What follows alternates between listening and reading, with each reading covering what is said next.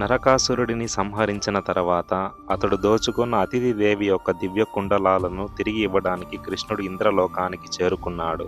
అయితే అతిథి దేవి కశ్యపుని మహర్షి యొక్క భార్య. ఆమె గర్భం నుండే ఇంద్రుడు మరియు అనేక దేవతలు జన్మించారు. అందుకే ఆమెను దేవమాత అని కూడా పిలుస్తారు.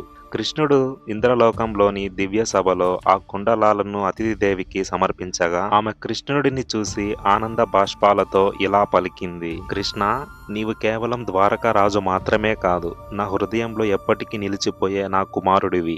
వామన అవతారంలో నీవు నా గర్భం నుండి పుట్టి దేవతలను రక్షించావు. అప్పుడు కృష్ణుడు చిరునవ్వుతో సమాధానమిస్తూ, అమ్మా, యుగాలు మారిన తల్లి ప్రేమ మాత్రం మారదు.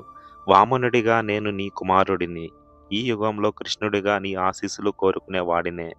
అప్పుడు అతిథిదేవి కృష్ణుడిని ఆశీర్వదిస్తూ, ఇప్పుడు నరకాసురుడిని సంహరించి దేవతలకు మళ్ళీ గౌరవాన్ని ఇచ్చావు. నీవు విష్ణువై ఉండి ధర్మాన్ని కాపాడటానికే నీ అవతారాలను మారుస్తూ కర్తవ్య పదంలో నడుస్తున్నావు అని చెప్పగా, ఆ దివ్యమైన సంభాషణను చూసిన దేవతలు అందరూ ఆ సభలో నారాయణ నమో నమః, నారాయణ నమో నమః అంటూ స్తుతించారు. దాంతో ఇంద్రలోకమంతా దివ్యకాంతితో నిండిపోయింది.